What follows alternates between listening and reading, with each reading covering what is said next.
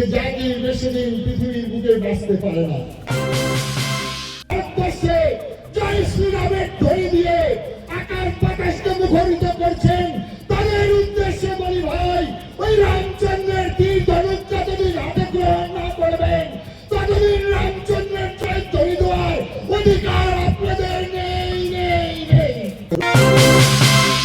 যেদিন ভারতবর্ষের প্রধানমন্ত্রী হয়েছেন জওহরলাল নেহেরু, সেদিন থেকেই শুরু হয়েছে হিন্দুদের সর্বনাশ। দ্বিজ জাতিতত্ত্বের ভিত্তিতে ভারত মাতাকে দ্বিখণ্ডিত করে হিন্দুদের সঙ্গে বিশ্বাসঘাতকতা করা হয়েছে। তৎকালীন পাকিস্তানকে ইসলামিক রাষ্ট্রের স্বীকৃতি দেওয়া হলেও ভারতবর্ষকে করা হয়নি হিন্দু রাষ্ট্র।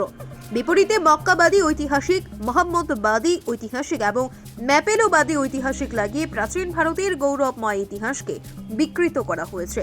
হিন্দুরা ইতিহাস থেকে কোনো শিক্ষা গ্রহণ করে নাই বলে সনাতন ধর্মের এত বিপর্যয়। কাছাড়ের কাটিগড়ার সিদ্ধেশ্বর বারুণী মেলার মাঠে অনুষ্ঠিত বিশাল সনাতন ধর্ম সম্মেলন ও বিশ্ব শান্তির যজ্ঞে এমনটাই বললেন ভারত সেবাশ্রম সংঘের উত্তরবঙ্গের মুখ্য সংগঠক তথা পশ্চিমবঙ্গ বেলাডাঙ্গা আশ্রমের অধ্যক্ষ পূজ্যপাদ শ্রীমৎ স্বামী প্রদীপ্তানন্দজি কার্তিক মহারাজ। উপস্থিত ছিলেন ভারত সেবাশ্রম সংঘের উত্তর পূর্বাঞ্চলের মুখ্য সংগঠক পূজ্যপাদ শ্রীমৎ স্বামী সাধুরানন্দজি মহারাজ। বিশ্ব শান্তি এবং হিন্দু ঐক্যের ঢাক দিয়ে সমাপ্ত হয় বিশ্ব শান্তি যজ্ঞ। এদিনের যজ্ঞানুষ্ঠানে উপস্থিত ছিলেন যজ্ঞ আয়োজন কমিটির সভাপতি বিপ্লব কান্তি পাল, সহ সভাপতি সুজন ভট্টাচার্য, সম্পাদক প্রদীপ কুমার দে, প্রাক্তন বিধায়ক অমর চাঁদ জৈন, হিন্দু রক্ষী দলের পশ্চিম কাছাড় জেলা সভাপতি নাহার দাস, উত্তর শ্রীভূমির বিধায়ক কমলাক্ষ ত্রিপুর কায়স্থ, সন্দীপ পাল, পশ্চিম কাটিগড়ার বিশিষ্ট সমাজসেবক কনকনাথ, শিলচর ডেভেলপমেন্ট অথরিটির চেয়ারম্যান মঞ্জুল দেব, আকশের উপদেষ্টা রূপম, নন্দীপুর কায়স্থ সহ উপত্যকার প্রায় 10,000 সনাতনী মানুষ। ব্যুরো রিপোর্ট, আজকের বরাক। সুধীর দর্শক, খবরটি দেখার আগে আপনারা আমাদের আজকের বরাক ইউটিউব সাবস্ক্রাইব এবং ফেসবুকে ফলো করতে ভুলবেন না কিন্তু। সেখানেই সর্বনাশ হয়ে গেল আমাদের। যে ভারত ভূমিতে জন্মগ্রহণ করার জন্য দেবতারা লালায়িত হতেন, প্রার্থনা করতেন, গায়ন্তি দেবাদিত কিলকানি ধন্যাদ ভারত ভূমি ভাগে, আর সেই ভারতবর্ষে জন্মগ্রহণ করার জন্য দুর্ভাগ্য আমাদের প্রধানমন্ত্রী হলেন এই জওহরলাল নেহেরু। তিনি সর্বনাশ করলেন ভারতবর্ষে। যে চিন্ময় দাস প্রভু বাংলাদেশের একটা কমন প্ল্যাটফর্ম তৈরি করেছিলেন, সেখানকার জাত পাত ভুলে গিয়ে সেখানকার আখড়া মঠ মন্দির সাধু সন্ন্যাসীরা সেখানে সমস্ত একটা কমন প্ল্যাটফর্মে এসেছিলেন, যার ফলশ্রুতি তাকে বন্দী করা হলো। এমন নির্মম অত্যাচার, যারা ওষুধ দিতে যাচ্ছিলেন, যারা খাদ্য দিতে যাচ্ছিলেন, একজন নিরামিষ ভোজী সন্ন্যাসীকে কত ভয়, আর তাদেরকে গ্রেফতার করা হয়। আমরা ভারতবর্ষের হিন্দু সম্প্রদায়, আমরা বাঙালি, আমরা আসামের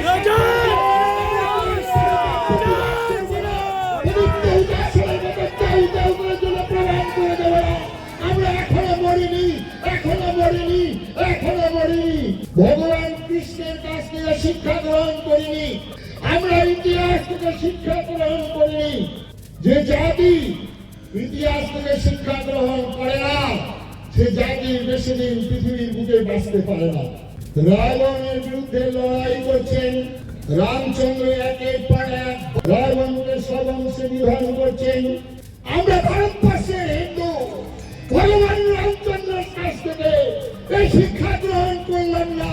আজকে যারা ভারতবর্ষে জয় শ্রীরামের ধ্বনি দিয়ে আকাশ বাতাসকে মুখরিত করছেন, তাদের উদ্দেশ্যে বলি ভাই, ওই রামচন্দ্রের তীর ধনুক যতদিন হাতে গ্রহণ না করবেন ততদিন রামচন্দ্রের জয় ধ্বনি দেওয়ার অধিকার আপনাদের নেই নেই নেই।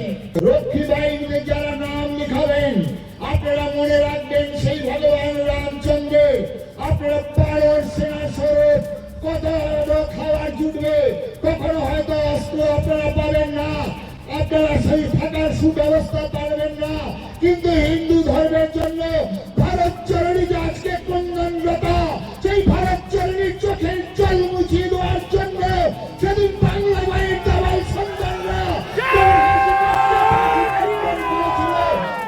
তাদের রক্ত ঝলকে ঝলকে ঢেলে দিয়ে বলেছিল, ওই ব্রিটিশ কি দেখা ভয়, ও ভয়ে কম্পিত নয় আমার হৃদয়।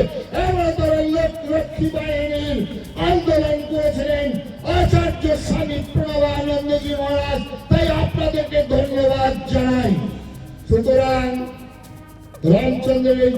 থেকে আমাদের আজকে শিক্ষা গ্রহণ করার সময় এসে গেছে। সেদিন যখন জওহরলাল নেহেরু দিল্লির লাল কেল্লায় লাল কার্পেটের উপর দিয়ে হেঁটে চলেছেন, লেডি মাউন্ট ব্যাটেনের হাত ধরে নাচতে নাচতে 1 ঘন্টা 45 মিনিট বক্তব্য রেখেছিলেন। একবারও হতভাগ্য বাংলার বাঙালির নাম উচ্চারণ করেননি। যারা 14 মাসের ভিটামাটা ছেড়ে তাদের পালিয়ে আসতে হয়েছিল, যারা বলেছিল গোলা ভরা ধান কণ্ঠ ভরা গান, সে তাদের নাম একবারও উচ্চারণ করেননি ওই জওহরলাল নেহেরু। সুতরাং আজকে সময় এসেছে, আমাদেরকে বলা হলো আমাদের ভারতবর্ষকে বাংলা এখন গান ওই কালিয়াচক থেকে আরম্ভ করে বেগমনা থেকে আরম্ভ করে নদিয়াতে আরম্ভ কাটোয়াতে যেখানে সাম্প্রদায়িক দাঙ্গা সেখানে গান লেখা হয়। রাজনৈতিক বেতনভোগ কর্মচারীরা তারা গিয়ে লেখেন একই বৃন্তে দুটি কুসুম, হিন্দু মুসলমান, মুসলমান তার নয়নে মনে, হিন্দু তাহার প্রাণ। নজরুলের মতো লোক একজন মুসলিম কবি, তিনিও বললেন নয়নের মণি হতে পারে মুসলমান, কিন্তু ভারতবর্ষের প্রাণ হচ্ছে হিন্দু। যদি হিন্দু না থাকে তাহলে ভারতবর্ষ থাকবে না বন্ধু।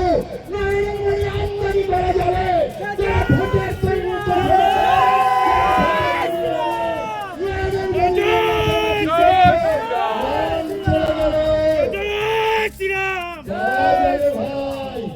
তাই ভারতবর্ষের প্রাণ হচ্ছে হিন্দু। তাই হিন্দু সংগঠন, তাই হিন্দু সম্মেলন, তাই হিন্দু রক্ষীদল, তাই হিন্দু নিরঞ্জনদী আন্দোলন, তাই I am proud call myself Hindu. তাই আচার্য স্বামী প্রণবানন্দজি মহারাজ বলছেন আমি হিন্দু, আমি হিন্দু, আমি হিন্দুই না। ভারত সেবাশ্রম সংঘ এবং হিন্দু রক্ষী দল দ্বারা আয়োজিত এই সমাবেশ এবং যজ্ঞানুষ্ঠান সফল হওয়ার জন্য সবাইকে আমি আন্তরিক ধন্যবাদ জানাচ্ছি কমিটির তরফ থেকে সভাপতি হিসেবে, এবং সবার সহযোগিতা যারা করেছেন তার জন্য সবার প্রতি আমি কৃতজ্ঞতা প্রকাশ করছি।